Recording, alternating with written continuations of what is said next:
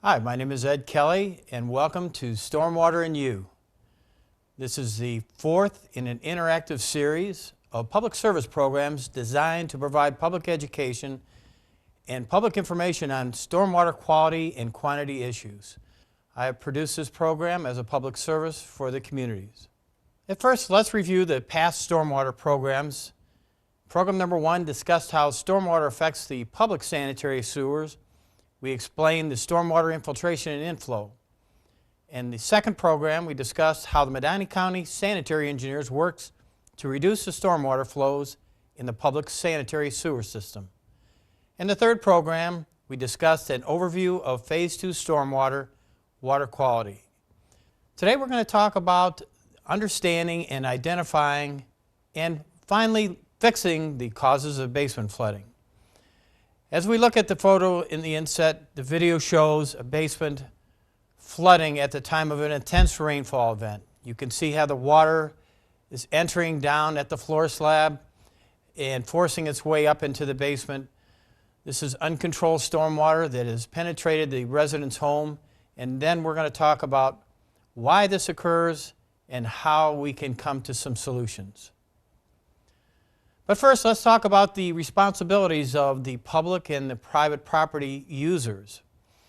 On the left side of the photo, we see the city or the township responsibility, and that is the public sewers that are in the yards or out in the street, the public sanitary sewer and the public storm sewer. On the right-hand side is the resident's responsibility, and that is any of the piping, including the foundation drain and any of the sanitary drainage that is located on the private property. And now let's look at what occurs during a rain event at a properly functioning private property sewer system. Let's go through the piping that is blue dashed that intercepts all the downspouts from all around the house and conveys this underground out to a storm sewer that's located generally in the street. And the next piping we look at is just below that is the green pipe we've designated as the foundation drain. That pipe is connected to the lower pipe, the orange pipe, which is the sanitary lateral. And the foundation drain continues around the house, the perimeter of the house, and below the basement floor slab, intercepts any groundwater. Now let's turn on the rain and watch how water flows through from the downspouts into the storm piping and eventually flows to the storm sewer on the street. And this is what we'd like to see at every house in both the township and the city. Perfect piping, but we also know that because of age, some of these pipes have got deteriorated, some have lost their continuity, and we may find some leaks as we move forward in the slideshow. Let's talk about basement flooding and what and how things occur. Why does stormwater enter my basement? A good question that has been brought to our attention. Some of the things where water can enter is through the basement floor drains, when water can no longer fit in the small diameter sewers in the street and backs up into a homeowner's house. From drains into window wells, where these drains have become blocked and water penetrates through the walls and leaks stormwater from the brickwork along the basement wall. And at other times through the basement walls where water migrates along the outside of the house and through hydrostatic pressure forces its way through, and again you can see leaks as it penetrates the walls. And at the basement floor slab, near the walls, when water penetrates and migrates underneath the basement floor slab and finally finds its way up, as you saw in the video previous. And at the last thing, some people don't really know how water gets in.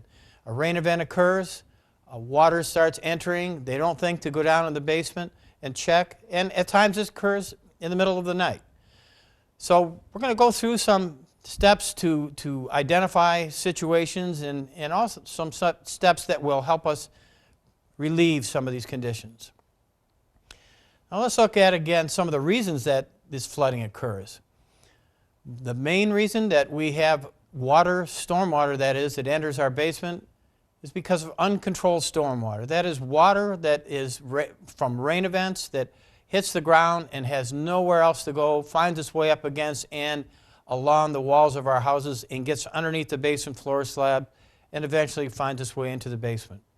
And these kinds of things are contributed because we may have clogged or broken downspouts or gutters, allows uncontrolled stormwater, or we have downspouts that pour stormwater too close to the walls of the house, allowing uncontrolled stormwater, poor grading around the foundation that allows uncontrolled stormwater to migrate back toward the house on the outside walls, and or possibly clogged lateral or footer drains from roots that may enter the system. Well, let's go and look at this graphic and try and explain how uncontrolled stormwater from the roof area contributes to basement flooding. Let's look on the right-hand side where a home may have no gutters. So what happens to the rain falls directly down adjacent to and very close to the outside wall. You may have missing downspouts, so that water has nowhere to go but to hit the ground, and as you can see, the ground surface is very flat on the right. Eventually this water migrates into the ground and finds its way either through the walls of the house in the basement or sometimes penetrates under the basement floor slab and rises up again as you saw in the video. Now let's get to the other side, the left side of the screen, and watch as rainwater hits the roof and is captured in a gutter and flows through a downspout down. But as you can see, the downspout is very close to the house and drops water directly onto the ground in the very similar area than the right side of the house. Once again, because the ground or the grade is very flat near the house, this water has nowhere to go but to pool or puddle around the house, eventually migrates through the soft soil and finds its way through walls of the basement or sometimes under the basement floor slab. So one of the bigger things is to look at and around the outside of your house and look at the ground surface, look at your plumbing, look at your stormwater plumbing specifically to see how water is conveyed away from your house. Now let's look at, on the left side, when we will simulate rainfall on a roof of an area that has broken or clogged gutters and downspouts. As the video plays, you see very little water coming out, but look where the water is dropping. And if you look hard, you see the water spilling down from the gutters. Why? Because the gutters are blocked with leaves.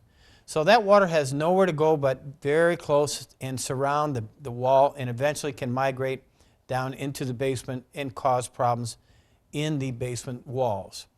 Over on the right-hand side, we see some deficiencies that are broken pipes that were connected up to a downspout, and now that water is left to fall freely to the ground and again, very near and up against the house. And finally, on the lower picture, you see that downspouts have actually fallen off and are laying next to the house, so water falls freely and is not directed away from the house.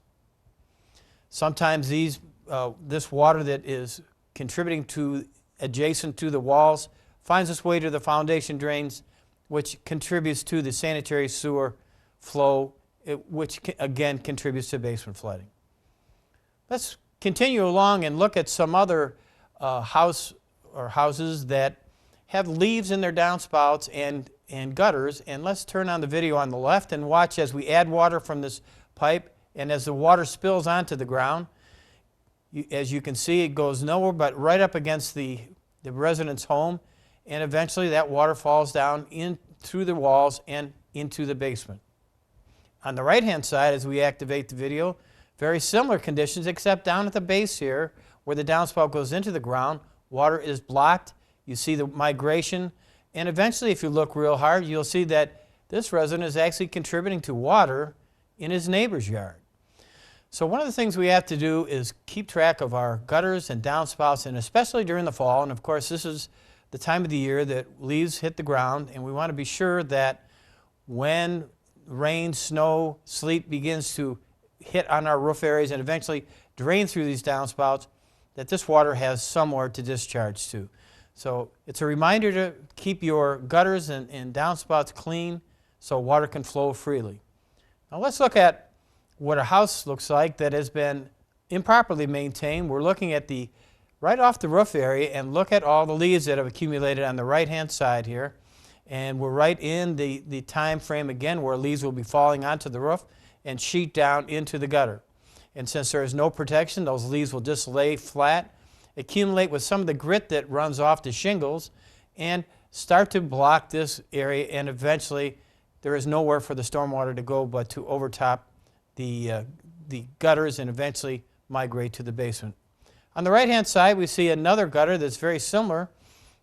Here's a clean area up in the front, but as we travel towards the gutter and downspout, you see that the leaves have filled the gutter and there is nowhere for this water to discharge. So when water sheets off this roof, all it will do is fill up this gutter and overtop and spill onto the ground very near the house, and again, potentially contribute to water leaking through the basement walls. Now let's take a look at the difficulty in actually performing gutter cleaning, if you will. We recommend that whenever possible you hire a contractor or a professional to do this. It involves getting up on a ladder even when you have low gutters that you have to clean. It's not an easy task, and you have to get up and you have to physically see the dirt in there and physically remove it. Take a bucket up on the ladder and have a place to put all the dirt that you're retrieving from the gutter. And then on the other side of the house, you see a very high gutter that has to be addressed as well. And of course, with the trees in the surrounding area, there are many leaves that will blow down and fill up this gutter right along the edge of the roof line. So it's very important that you do this in a safe manner, and again, we recommend that you get professionals to clean your gutters. We don't want to see anyone get hurt, but it is a very important task that needs to be done as part of stormwater control. And finally, as the gutters are being finally cleaned, it's necessary to use a flushing mechanism to clean out any of the light debris that has been left. You can gather as much of the solid material as possible, but you need to get a high pressure hose and actually drive all the remaining silt that may have accumulated out to the downspout and clear right down to the discharge point. Let's look over on the right-hand side where needles from pine trees have accumulated all around the outlet here. And this downspout entrance, and we're looking right at the top of the gutter here, and then this is the outlet square that allows the water to go down into the downspout. This has blocked up, so what we've had to do is put a garden hose inside there under high pressure and flush this pipe so that all the debris that gathers in the downspout clearly is removed. However, before this flushing, you need to maintain all the heavy debris and remove that from the area so that you're not flushing large debris, sticks down into the downspout cavity itself.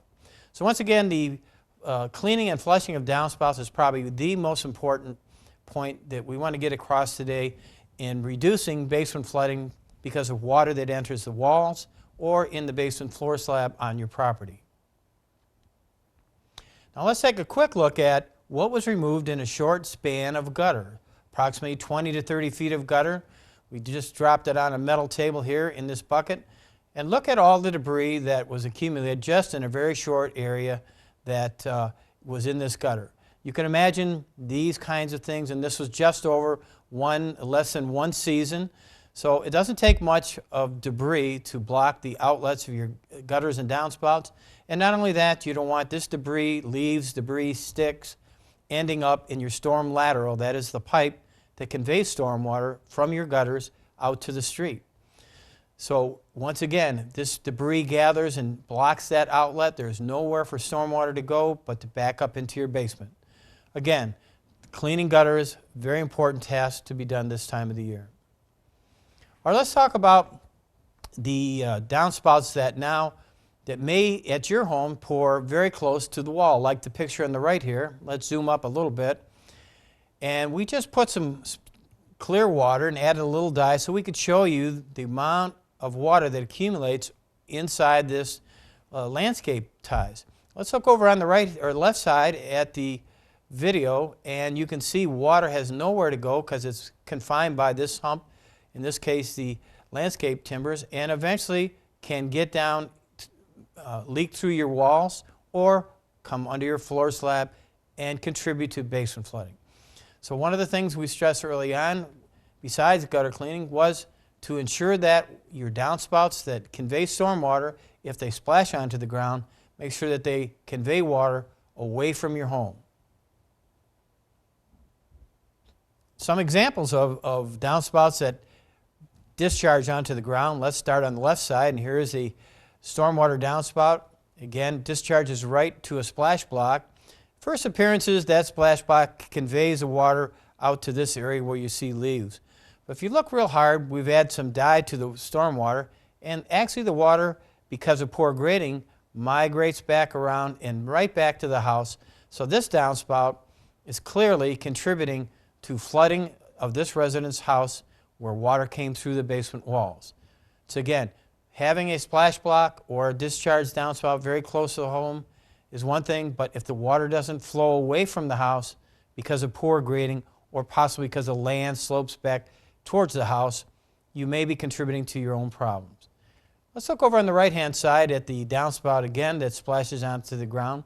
Has a slight extender on it, but it does not bring that water away from the house.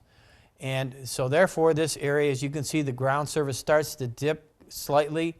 That means this ground is sinking, and all the water from this particular downspout is circling back and running right down the wall. The wetted area right at the end of the pointer shows the water line that was there when it was raining. And let's look out just beyond that where the sidewalk is. You can see that the sidewalk along here is tipping or sinking.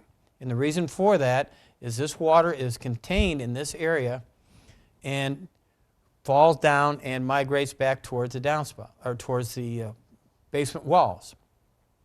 And now as we continue, even extensions that have been placed by homeowners may not solve your problem. And let's look at this resident's home where we'll add water to the gutter, and as you see the downspout comes down here, he added a long extender to bring the water out, but let's look real carefully and you see water streaming right down along the wall. So even with extenders to get water away from your house, if you are not careful or if these are not installed properly, you're going to have water that migrates right down to your basement wall, and very carefully there is a crack right in this area that may have been caused because water never was able to migrate or be directed away from the house. And now let's think about around your house. Even though most homes you see in this area are very flat, the importance of having grading or the lack of poor grading is very important.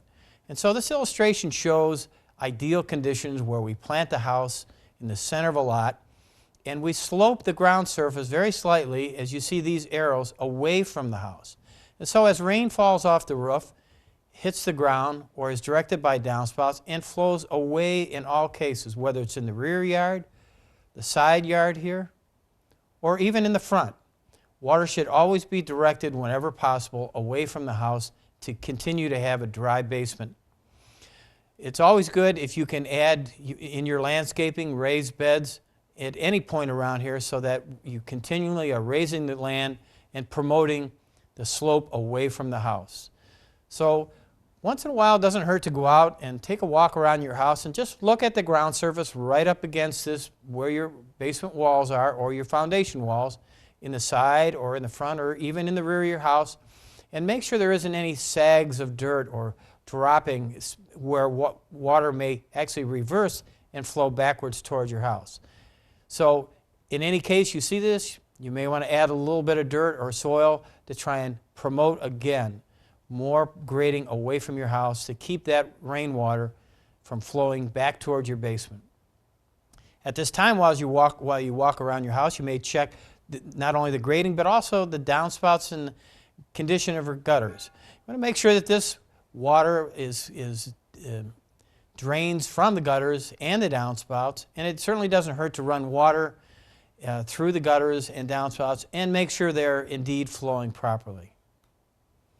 Now let's look at a problem spot that is underground. We've dug these up just to show you that because in and around your house you have shrubs and trees, and this is a piping that is very near the house, the storm lateral that is supposed to carry stormwater away. And if we look real hard over on the left side here, This is a mass of roots that actually grew up inside this pipe. We pulled the roots out, and when these roots fill up the cavity of this hole, there is no room for stormwater to flow. And at that time, water can back up to your house and again contribute to the flooding. Now let's look at, with a TV camera, go down inside a pipe and try and look at this to investigate where the problems are at this particular homeowner. So now we're pushing a small diameter camera in a 4 to 6 inch pipe, and the lower photo you'll see as we move forward, roots are on the left side here, growing right through the pipe. So when conditions deteriorate to this extent, you may have to have these pipes removed. If you look real hard, roots have accumulated in this whole pipe, blocking the stormwater outlet, so there's no place for water to go but into this individual's basement. So in this case, you may have to, when conditions get this bad, some piping may have to be replaced. So it's always good to check your stormwater pipes and make sure that you indeed have flow during dry weather so that you can be ensured that during wet weather the water is flowing away from your house. One thing we mentioned in the past is if any folks have a sump pump in their basement, some of the newer homes have these, and some residents have added sump pumps because of problems that have occurred that relate to basement flooding. So let's look at this house and let's turn on the water on the roof here and let's make it rain and send water down through the downspouts on both sides here, and the water is flowing out to the street here into a storm sewer. But let's go back here and look at this pipe. Some debris has accumulated as we showed in the roots. Water has nowhere to go, falls to the foundation drain, into the sump pit, and all of a sudden that sump pit is vacated because the sump pump turns on. So one of the things we like to remind residents that at any time during a light to moderate rainfall, your sump pump comes on, you may have problems out in your storm piping, whether it's in the front or in the rear or even on the side of your house. So it's a good indicator to check when it rains. Again, if your sump pump comes on immediately, this type of leaking condition may be at your home. And if you do find that, you may need to call a plumber or a contractor to come out and snake this line. Now, remove those roots if possible, and if not, this pipe may have to be dug up and that section replaced. But it's important to clear this line so that water can go back to the original destination, which is the storm sewer. Now let's talk about what residents can do. We talked about the problems. We said there are downspouts, there are gutter problems, there are routing problems, there's uncontrolled stormwater. The best thing you can do is, as we started out the discussion, make sure that your gutters and downspouts are clean so that stormwater can indeed flow off your roof into the gutter and eventually out to the street or to the storm sewer where it was designed to flow. The second thing you have to be careful about on not cleaning is if you don't clean these downspouts, you will see ice accumulating in the wintertime, and that's a good indicator that your downspouts are not functioning, not draining out here, because you may have left debris in there. That water has nowhere to go, freezes, fills up the downspout, and now you have major icicles and ice jams, which can further deteriorate the gutter itself and also impact the roof area where the gutter is attached. So be very careful. Again, it's a good time of the year to make sure your gutters are clean so this type of situation does not occur in the wintertime. And then the third most important thing, as we stated, make sure that your disconnected downspouts are clearly discharging away from your home so that you don't have conditions where your own water is draining back to the basement. You can convey stormwater in shallow piping as shown here, and we'll go one step further and show you a couple more remedies that may help you if you have problems. One of the things that has occurred recently is we have found that removing or redirecting water from your downspout out to an area where it can splash out onto the ground and drain into your grass area is a good thing. Let's look at the video here as we just allow the water to start flowing now. This is called a pop-up, a rainfall distributor. And this is connected to a piping, as you see on the left side. And as it rains, water comes and lifts up the center section and flows along here. As you can see, it flowing over the curb and down the street. And as the rainfall continues, this pop-up stays up above ground, and eventually when the rain quits, the center section drops back and seats at ground level, and the water left that's in the piping is drained away by a drain plug that's below the pop-up. So we don't have to worry about freezing conditions during the winter, so this pipe eventually drains itself. So it's a nice item to consider. It can be bought locally, but again, if you have a contractor that does your work for you, you may ask him about these kind of things. Here's a few other pictures showing these rainfall distributors. What we did is took a house here where the downspouts go into the ground and physically just laid the piping, the PVC piping on the ground, and this is the pop-up. And now, obviously these pipes have to be buried below ground, but we wanted to lay them there so you can see some different examples of what this physically looks like. Here's a pipe that would be conveying your rainwater out, and here's what the pop-up looks like connected. And so this piping would probably go 8 to 10 inches into the ground, maybe a little bit less. And only thing would be sticking out would be the pop-up, the green part that we showed in the video. So some short pieces where you're directing the water away from your house, maybe over at the corner, you take it out to the grass, and again, this piping is all buried below ground, and all you would have is the pop-up, the rainfall distributor.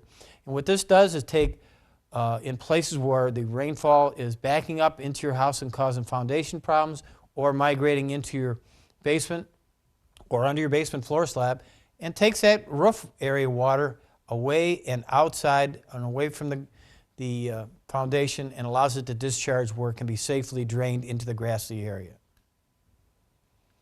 Finally, one of the last things that should be considered in its innovative ideas, if you will, and that is to detain stormwater and slow it down, if you will, from draining out towards the street.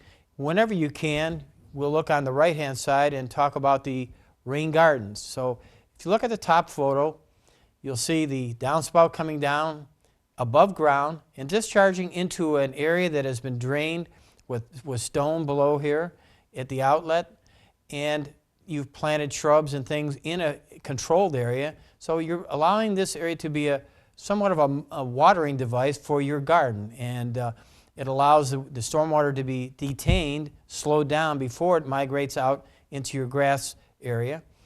Now you do need to have some slope or a slant away from your house for this to work real good, so you have to look at the ground surface in your area. Once again, we have another one where the lower photo where the downspout comes down, splashes into a contained rock area, eventually distributes the rainwater into this garden area, filters through the media, and eventually drains onto the grass.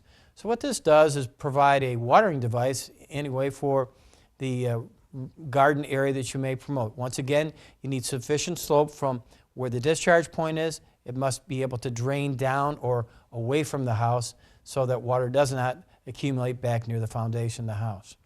And once again, we'd like to thank you for your interest in viewing this public service program. My name is Ed Kelly, and again, I'd like to thank you for viewing today. We look forward to seeing the next Stormwater U presentation in a couple of weeks.